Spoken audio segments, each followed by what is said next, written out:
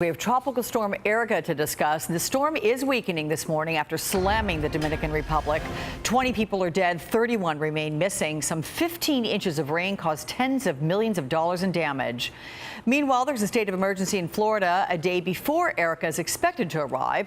Residents there stockpiling food and water as the state braces for some heavy rain and floods.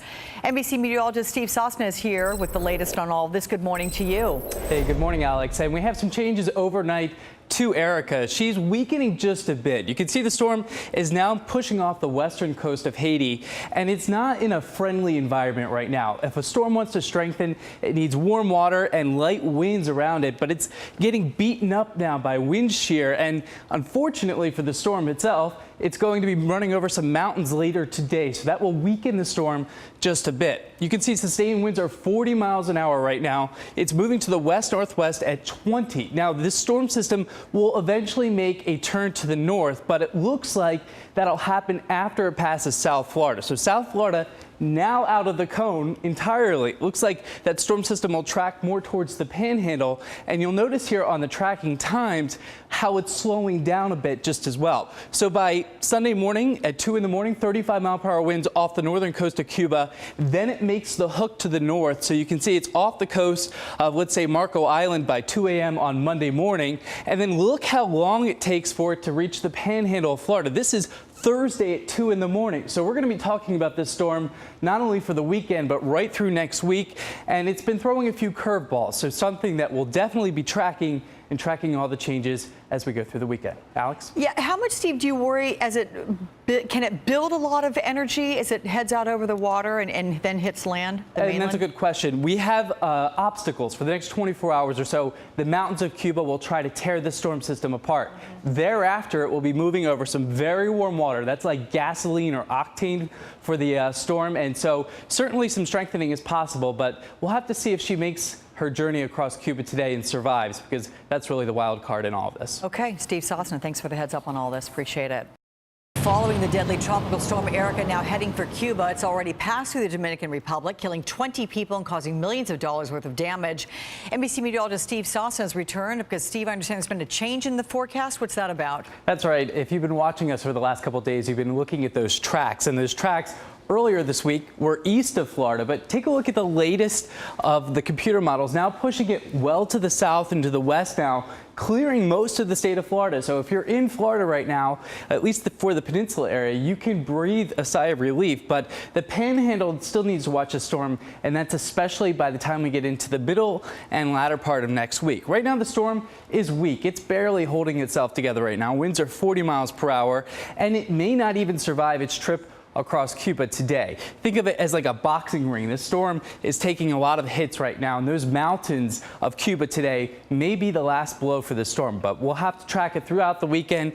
Either way, it looks like it reemerges over the Gulf of Mexico by early next week, and that's when we'll have to watch the Florida coastline very closely. Okay, Steve Sosna, thanks for that. Tropical storm Erika has now fallen apart, but heavy rain and gusty winds are expected to move over Cuba before skirting South Florida. Meteorologist Steve Sosna has been tracking this storm for us here in the studio. So, Steve, is Florida in the clear? So Florida will get some of the remains of Erika, but in terms of tropical storm force conditions, yes, Florida is in the clear, at least for most of the peninsula. Notice that my banner says the remains of Erika now, and that's because the area of low pressure that was associated with the storm, there's the center of circulation. Now you see these oranges and reds. These are thunderstorms. You want that to be all around the center in a healthy tropical storm. But notice all the colors are to the east. And so with that, that means the storm is just not healthy. And in fact, at 9:30 this morning, the National Hurricane Center downgraded it to the remains of Erika. Now, the storm is moving off to the north and to the west, and it still is over very warm water. So we may not be totally out of the woods yet, but for at least the weekend, conditions are not favorable for this storm to intensify. But Florida will still get some rainfall out of this. We are looking at a lot of the computer models bringing up the remains of Erika, and may actually intensify back into a tropical storm by early next week, but we still have time to watch it. And Erika hasn't really been that predictable by our computer models either. But what it will do is bring some welcome rains to central and southern Florida. That's where they're in a severe drought right now. And look at these rainfall totals. Over the next 48 hours, pockets of South Florida will still see 2 to 3 inches of rain thanks to the remains of Erika, which will pass on by here tomorrow into Monday. So actually, this storm will deliver some good news to Florida. Luckily, we won't have the damaging winds, but some welcome rainfall. Okay, well, we are very glad to hear that, Steve Sosna. Thank you so much.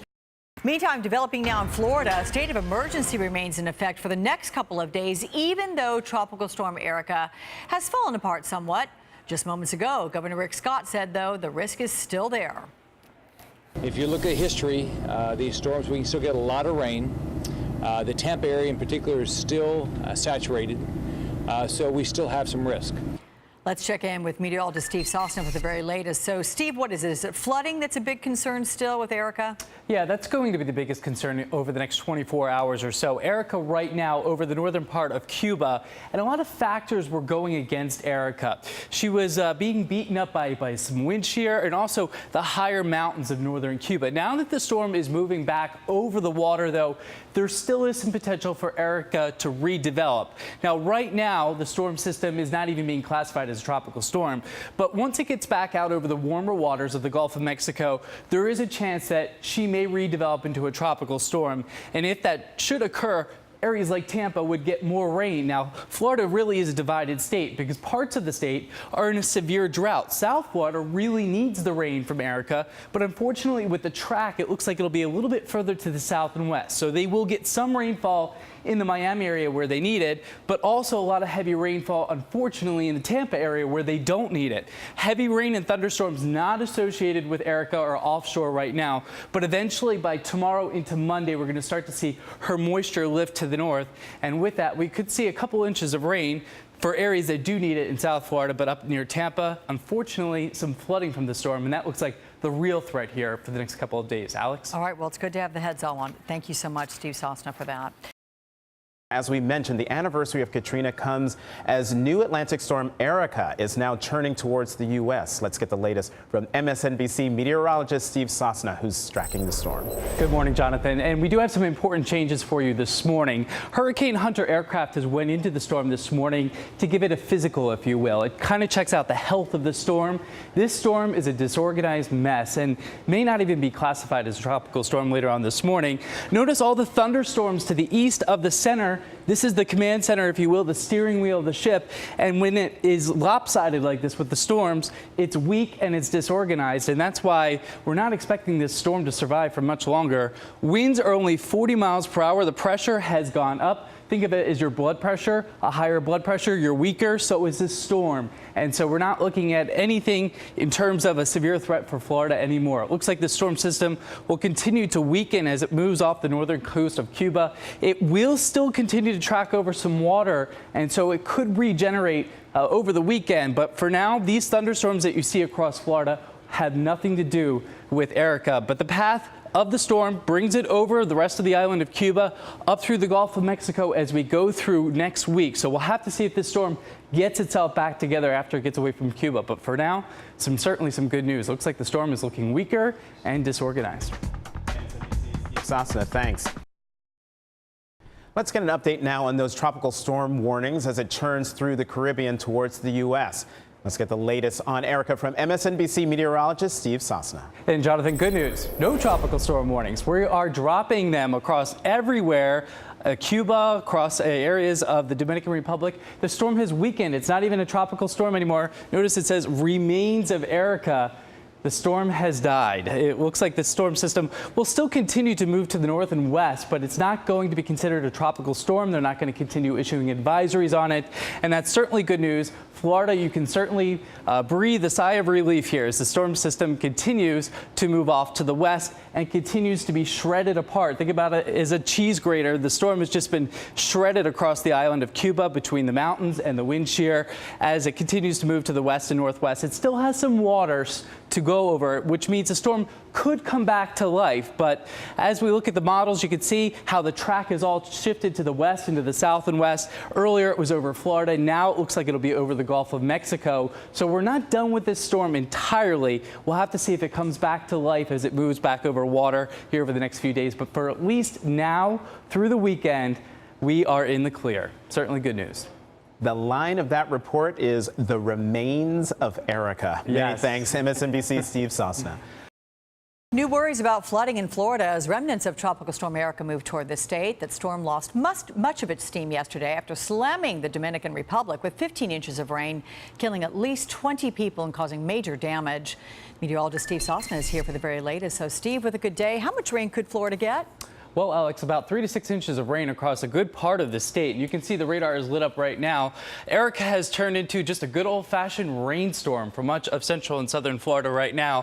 What's left of Erika is this area of low pressure that's moving through the Keys right now. And you can see these bands of rain that are setting up across Florida. So it's not raining everywhere, but where you get underneath one of these bands, you can get 2 to 3 inches of rain in an hour. So some parts of Florida actually need the rain, other parts not so much. And we do have flood watches in effect for the peninsula of Florida, and this goes through tomorrow. We're looking at heavy thunderstorms, rounds of them coming through. Gainesville saw almost 4 inches of rain last night, and that's how heavy these thunderstorms can be. So it's unwanted rainfall for central Florida, but for South Florida, some of this rain is beneficial. They've been in a severe drought in these areas for a couple of years now, so this rainfall is needed. The problem is it's too much of a good thing all at once, so we need the rain to slow down. But here are our projections for rainfall for the next 2 days or so. Notice all the yellows and the greens here. That's about 1 inch to 2 inches of rainfall for a good part of the state, and that will be the story here again through Tuesday. The other big story across the country,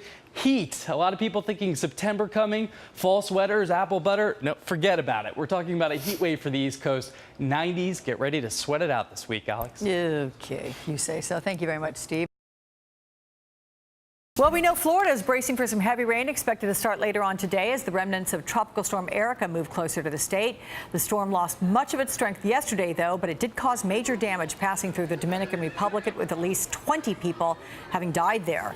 Meteorologist Steve Sosna is here for the very latest. So I know it's a weaker storm, Steve, but that doesn't mean the threat's over, right? Yeah, that's right. We're seeing a lot of those torrential downpours, which Florida is accustomed to, seeing those summer afternoon thunderstorms. But some of these thunderstorms are also producing flooding, and that's the main concern with the remnants of Erika now pushing through the state. So I'm going to highlight areas that I think are having the greatest threat for heavy thunderstorms right now, and that's generally in South Florida. We're seeing some of those heavier thunderstorms. They come in waves, so the sky opens up. You're seeing those very heavy downpours, and then the rain tapers off. And that's the kind of nature we'll see with these storms throughout the next 2 days or so. It won't be raining the entire time, but when it rains, it pours. And that's the concern here. Too much rain at one time. So let's break down what we expect out of this rainfall for Florida. Now, southern Florida does need the rain, but central Florida does not. Gainesville, where the Gators are, saw 4 inches of rain overnight. That's how much rain can fall in a short amount of time, and that's where you have the flash flood concern. So we're looking at some thunderstorms here through Tuesday morning. 2 to 3 inches of rain in an hour. That's just too much at one time, and that's why you can see that street and highway flooding. So here are the projected rainfall amounts as we go through the next 2 days. You can see much of the central and northern part of the state looking at about 2 to 3 inches of rain here, so a good soaking for many areas. Now over to the Pacific, where we have Hurricane Ignacio. There is Hawaii over to your left here. We're seeing that storm pushing off to the north and west. It's a strong Category 4 storm, so a sizable hurricane. The good news with Ignacio is it will weaken as it moves off to the north and west. By Tuesday morning at 2 a.m., 90-mile-per-hour winds, and then it continues to weaken. The main threat for the islands are heavy surf, 15 to 20-foot waves out on the east side of the islands. Maybe some tropical storm force winds, but I'm not too concerned about that, just the rough surf out here. And as we head through the east, the big story this week will be the heat. A heat wave for New York City, Boston, and Philadelphia. Get ready to sweat it out this week. I say bring out the bathing suits. Yeah, a couple days off ahead. Thank you so much, Steve Sosna.